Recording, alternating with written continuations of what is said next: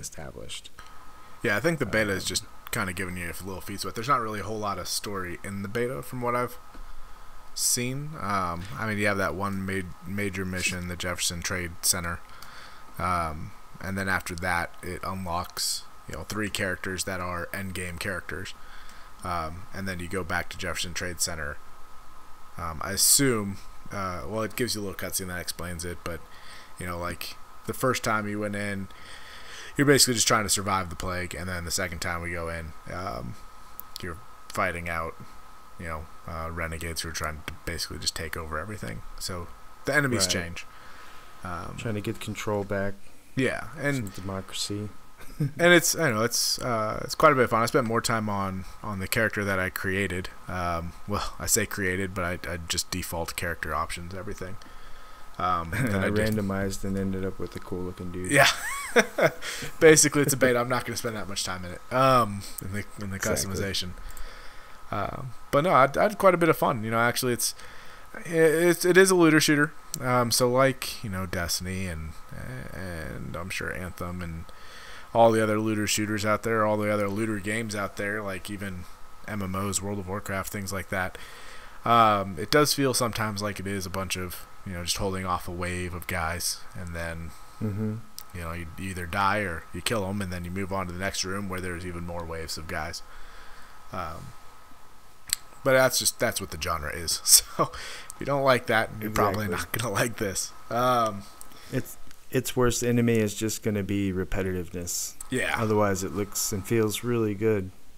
And that's kind of one thing where I'm kind of concerned on whether or not it would be a repetitive issue. So like I played World of Warcraft a lot, and I really want to get back into it. So I've been in the market for a game like this. For the past probably 6 months. I wasn't during the first division, but I am now. And one thing with WoW that I really liked, and the one thing that I'm kind of looking for, is a game where you can sign in. There's stuff for you to do. And yeah, it's a little repetitive, but you can always go off and just hunt people or do some PvP action. And this game, I did the PvP. I spent a lot of time in the PvP, and it was actually quite a bit of fun. So it's kind of like a skirmished team deathmatch style. It was 4-on-4, and it's like the first team to die 16 times loses, and then after you get through 16 tickets, the enemy team basically has to wipe you out. And it was quite a bit of fun. But being a looting game, your loot plays a major role in how successful you're going to be in that. So that's one thing that I think a lot of people might have an issue with. I personally don't, because that's kind of the way looters are. That's your goal if you're into PvP, is to get more loot for that specifically, or if you're into PvE, to get more loot for that type of game specifically. And what worked in PvE and PvP normally differs, but in this case, Lap and I were talking about it a little bit. Lap's right, the LMGs, the light machine guns, are way stronger than everything else.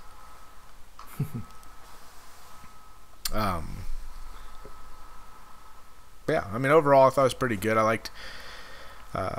liked the scenery and the landscape. It looks really good. I enjoyed that. I kind of had fun just walking around. But I've been reading a lot of post-apocalyptic fiction lately too, so I mean, I guess this game is just all in my wheelhouse. The shooting mechanics, I thought they felt pretty good. What'd you think on that? Yeah, they did. When I first started playing, I still had aim assist on, and then when I turned it off and tweaked a few things, I was pretty pleased with the outcome. Going down sights, and unfortunately, I didn't get any scope work going on yet, but I'm sure it's a Tom Clancy game.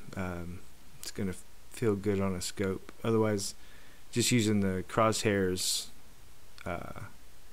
Yeah, I was digging it, and I was actually in Division 1, like you said. I tend to just post up behind a barricade and do as much work from one spot as I can. And this one, I found myself actually bouncing from spot to spot and rushing guys when they were ducking. I don't usually play aggressive like that. I like the sniper approach. But I was doing a little run and gun, and it was extremely rewarding in the fun department. Yeah, so as far as gunplay goes, thumbs up. I'm glad you brought that up too, because like one thing I noticed at the start, like when I first playing, and it's the character you created, and you go through the Jostling Tower the first time, like that really did feel like you could just kind of hold one spot and then just mow people down. Yeah, they'd eventually rush you, and the enemies that run at you, or quite a bit of them, all have like red health packs on their legs, and if you shoot those, like their health drops really fast. But other than that, that was really their only way of getting you to move out of cover on the first go through. Now, I don't know if that was just to make it so that everyone would have, just a feel of what it was. But when I got into the end game characters and was going through it again, so many things like drones would come up and explode on you, which would push you out of cover, and then so there's a lot of stuff that keeps you from just staying in one spot the entire time. And that's one thing that I liked about that, is it does make it so you do have to move quite a bit, at least for the end game portion, as opposed to just holding up on one spot. So I did like that. There's a couple times where I was trying to, it was to hold off the wave coming in, and there was a stationary machine gun available. Oh, yeah. That made it way too easy. Yes. Even with the overheat, I was just 1, 2, 3 dead guys, just like that.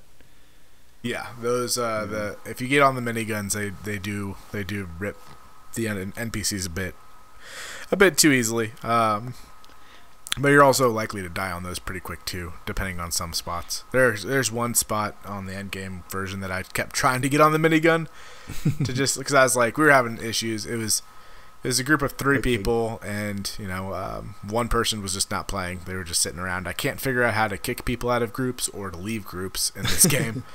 Finding a group in matchmaking is fantastic, though. Like, I was able to get into matchmaking and group up with people really good. There is in-game chat, so you are able to talk with them. Oh yeah, I saw the VoIP settings, and yeah, that's nice. And honestly, the majority of players that I met are on the older side, like myself, so they were more willing to work together. And then occasionally I'd get into groups where people wouldn't work together, and then it's not nearly as much fun. But overall, I quite enjoyed the movement. The movement was pretty solid and smooth. There are a couple times where I felt like turning corners when you're up against the wall, like you hit X to go against the wall and look really cool, like you're in a movie. But then when you're trying to turn a corner, it like gives you a white line as to where you're gonna go and how you're gonna get there. And then you have to just like do it again in order to move, and that was kind of annoying sometimes. Or I'd get stuck on stuff. Like I'd hit X, and then I'd need to get off that wall because I was gonna die. But then I couldn't get off the wall fast enough, and that was kind of annoying. But I mean, once you're actually moving, it was pretty good. I think you can tweak that in the settings too, because it has an option to when you go to move from your cover around a corner, you can make it faster. Oh, okay. There was, like I said, there was a few like weird little tweaks that made all the difference. But yeah, just like the one I said earlier, like when you're running, it automatically parkours over obstacles. Yeah, after you told me about that, I tried to find that setting. That's incredible. Mm-hmm. It reminded me of playing Spider-Man. Just automatically parkour.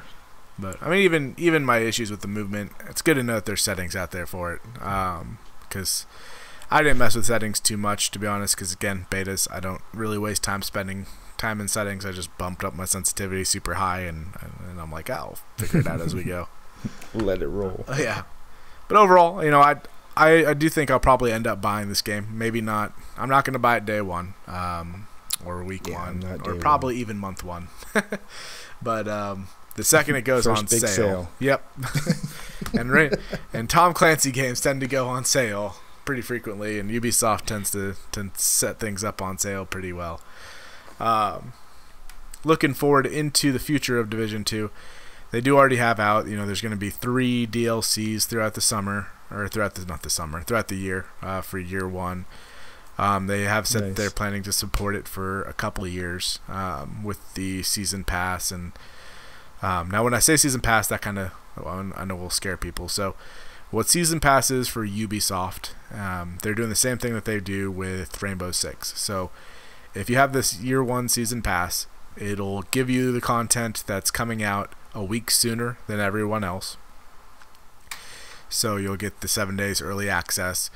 Anything that costs in-game credits from the season pass, like specializations, it's usually a couple light cosmetics or characters will be accessible for free, so you don't need to. In Rainbow Six, you spend renown. I don't know what they're going to have for Division 2, but it's the same basic setup. Classified assignments, I'm assuming, will just be missions.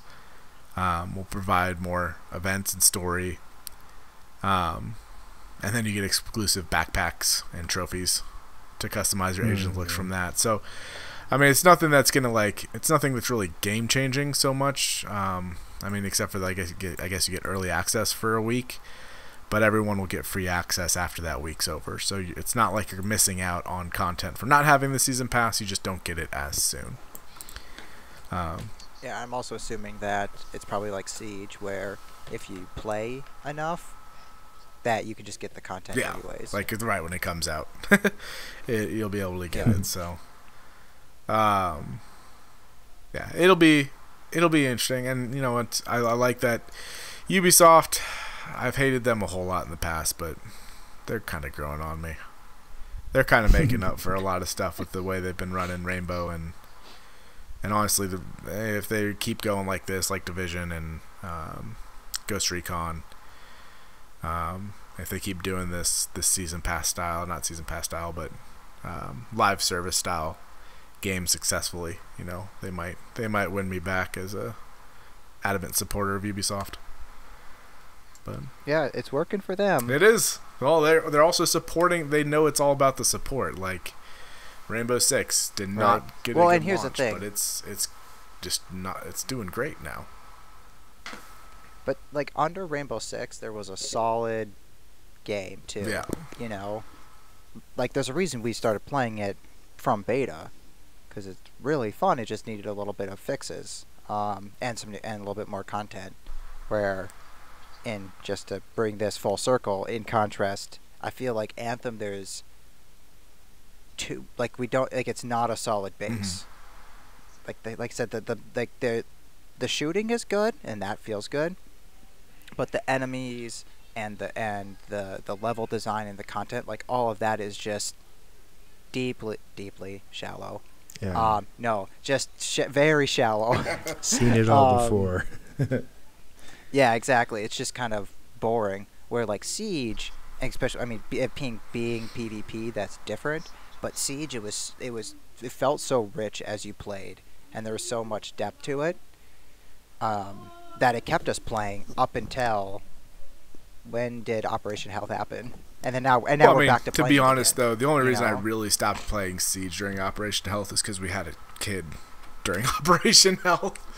And that's true. So I mean, I was not able to really play for at least 6 months. I don't think I played any games because of that. Yeah. So I don't think that was an Operation Health even for me. I mean, I was getting a little tired of the game at that point, but it wasn't.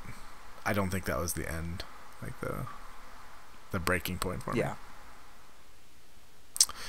But yeah, all right. Well, that's pretty much it. I mean, I like the Division 2. Actually, I like it quite a bit. I will be buying it. I know I will when it goes on sale. But and then Anthem is apparently a hard pass. So, look at that. They're adding clans into Division 2. Yeah, cool. That's nice. Sign me up.